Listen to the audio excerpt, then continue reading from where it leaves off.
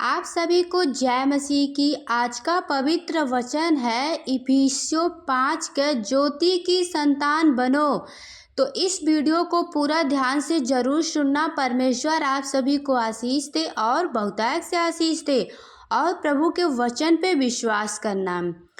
इसीलिए प्रिय बालकों के समान परमेश्वर का अनुकरण करो और प्रेम में चलो, जैसे मसीह ने भी तुमसे प्रेम किया और हमारे लिए अपने आप को सुखदायक सुगंध के लिए परमेश्वर के आगे भेंट करके बलिदान कर दिया, जैसा पवित्र लोग के योग्य है। वैसे तुम में बेविचार और किसी प्रकार के अशुद्ध काम या लोभी की चर्चा तक ना हो, और ना निर्लज्जा, ना मूढ़ता की बातचीत की, ना ठट्ठे की, क्योंकि यह बातें शोभा नहीं देती, वरन धन्यवाद ही सुना जाए। क्योंकि तुम यह जानते हो कि किसी बेभिचारी या अशुद्ध जन या लोभी मनुष्य की जो मूर्ति पूजा के बराबर है, मसीह और परमेश्वर के राज में निराशा नहीं। कोई तुम्हें व्यर्थ बातों से धोखा ना दे, क्योंकि इन ही कामों के कारण परमेश्वर का क्रोध आज्ञा ना मानने वाले पर भड़कता है। इसीलिए तुम उनके सहभागी ना हो, क्योंकि तुम तो पहले अंधकार के थे, परंतु अब प्रभु में ज्योति हो।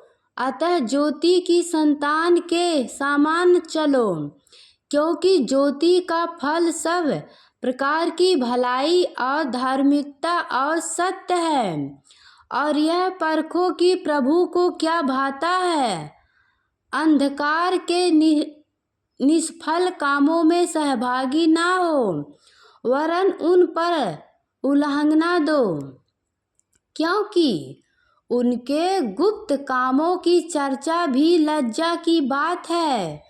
पर जितने कामों पर उल्लंघना दिया जाता है वे सब ज्योति से प्रकट होते हैं, क्योंकि जो सब कुछ को प्रकट करता है वह ज्योति है। इसी कारण वह कहता है, हे सोने वाले जाग और मुर्दों में से जी उठ, तो मसीह की ज्योति तुझ पर चमकेगी।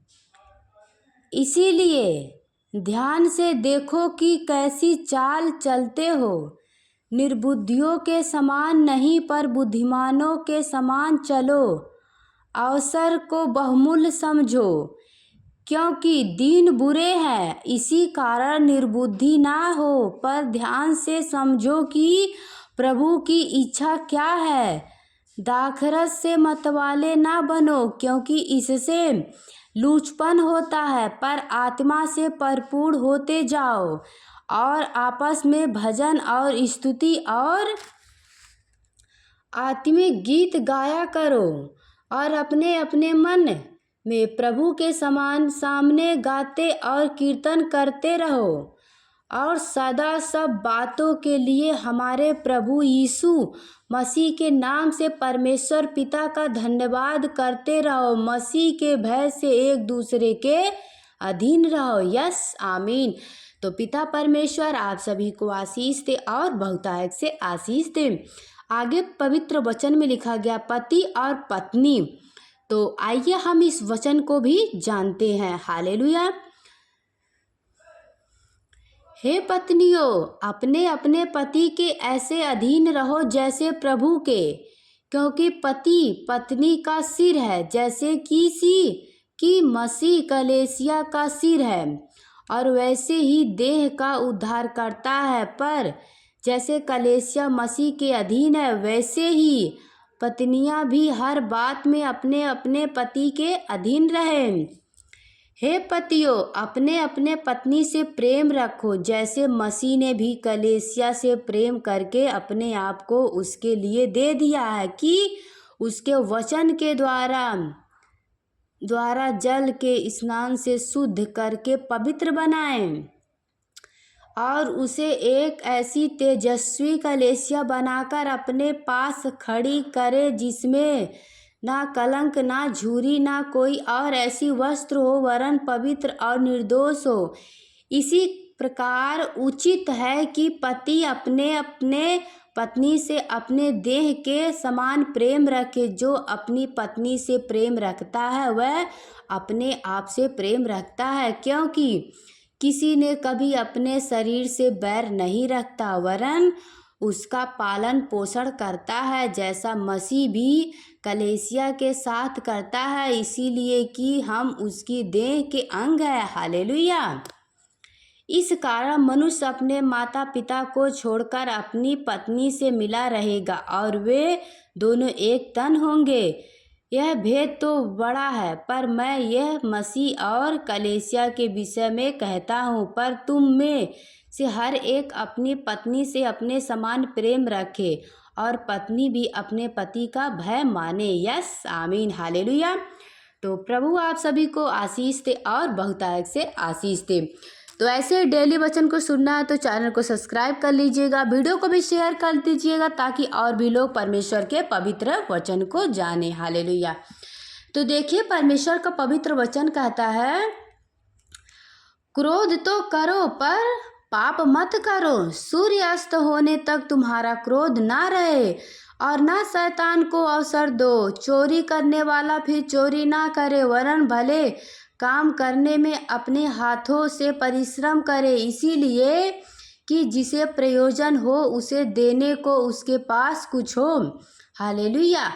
कोई गंदी बात तुम्हारे मुंह से ना निकले, पर आवश्यकता के अनुसार वही निकले जो उन्नति के लिए उत्पन्न हो, ताकि उससे सुनने वाले पर अनुग्रह हो। हालेलुया। प्रभु आप सभी को आशीष दे।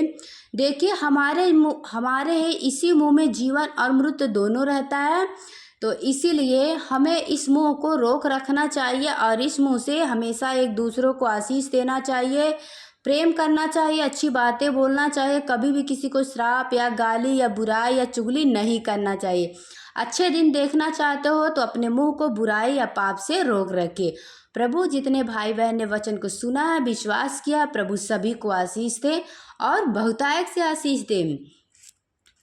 तो परमेश्वर की आज्ञाओं पे चलते रहिए और प्रभु आप सभी को आशीष देंगे और परमेश्वर के वचन पे विश्वास करते रहिए।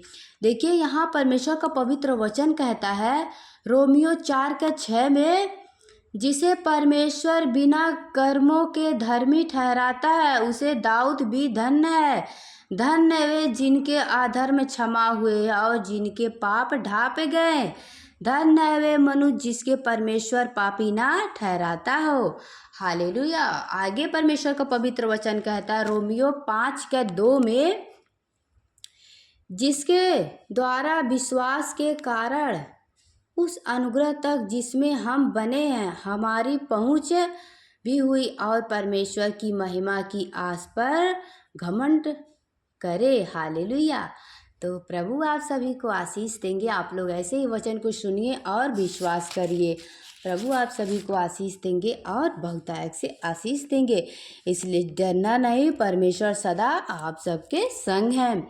यहाँ प्रभु का वचन कहता है, यूहन्ना 13:34 में, मैं तुम्हें एक नई आज्ञा देता हूँ कि एक दूसरे से प्रेम रखो। जैसे मैंने तुमसे प्रेम रखा है वैसे ही तुम भी एक दूसरे से प्रेम रखो। यदि आपस में प्रेम रखोगे तो इसी से सब जानेंगे कि तुम मेरे चेले हो। हालेलुया। प्रभु आप सभी को आशीष दे। तो जितने भाई बहन इस वचन को सुन रहे हैं, अगर विश्वास है तो आमीन बोले। प्रभु इस वचन के द्वारा आप सभी की मनोकामनाओं को पूरी करे और आशीष दे।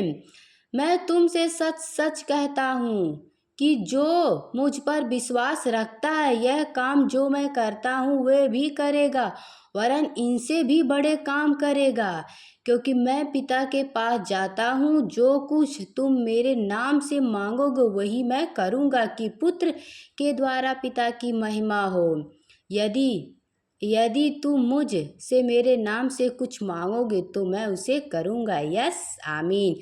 God bless you. प्रभु आप सभी को आशीष दे और बहुतायत से आशीष दे। आमीन। हालेलुया।